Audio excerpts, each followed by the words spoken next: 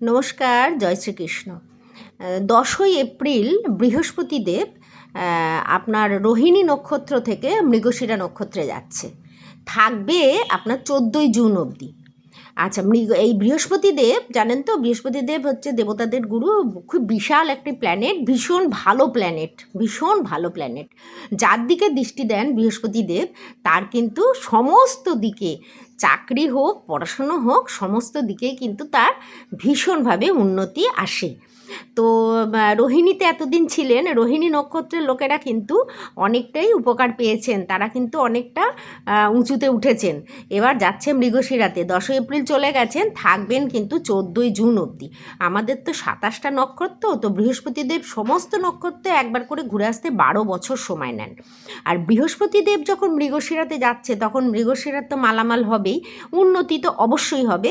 এবং মৃগশিরা নক্ষত্রে যারা আছেন, তারা কিন্তু, যারা এতদিন চাকরি বাকরি খুঁজছেন তারা পাবেন, যারা চাকরি করছেন তাদের চাকরিতে উন্নতি হবে, এবং যারা শুধু শুধু ঘুরে বেড়াতেন বা কিছু আজে বাজে বন্ধু নিয়ে, তাদের কিন্তু ভালো বন্ধু জুটবে যারা এই চাকরির সন্ধান দেবে।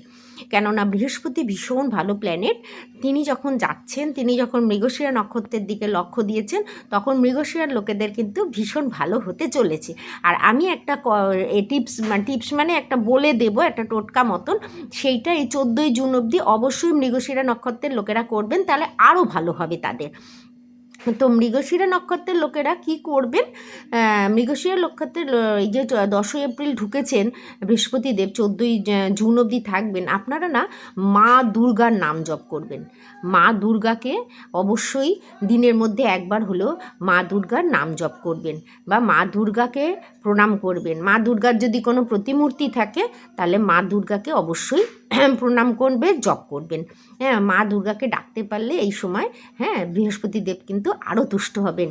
এবং হলুদ রঙের জামা কাপড়গুলো একটু বেশি বেশি করে পরবেন, হলুদ রঙের রুমাল রাখবেন।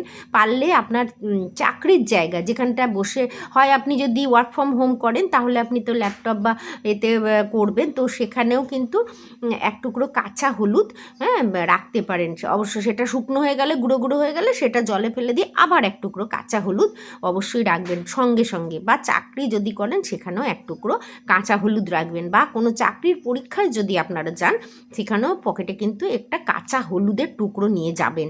এটা কিন্তু ভীষণ ভালো। বা হলুদের তিলক কাটতে পারেন, ভালো হলুদ দিয়ে ঘর মুছতে পারেন। বৃহস্পতিবার করে দরজার গোড়ায় জলের মধ্যে একটু হলুদ গুলে, সেই জল দিয়ে আপনি দরজা ফরজা বা সামনের গেটটা একটুখানি জল দিয়ে দিতে পারেন। মানে হলুদের প্রয়োগটা একটু করবেন বেশি। বৃহস্পতিদেব জানেন তো হলুদ রঙটা পছন্দ করেন, সেজন্য। তো মৃগশিরার কিন্তু ভীষণ ভালো সময় আসতে চলেছে, এবং বৃহস্পতিদেবের জন্য অবশ্যই তাকে তুষ্ট করার জন্য মা দুর্গাকে ডাকুন। মা দুর্গাকে ডাকলে কিন্তু বৃহস্পতিদেব তুষ্ট হবে। তা আজকের মতো এই ছিল। নমস্কার, জয় শ্রীকৃষ্ণ। দেখা হচ্ছে পরের ভিডিওতে।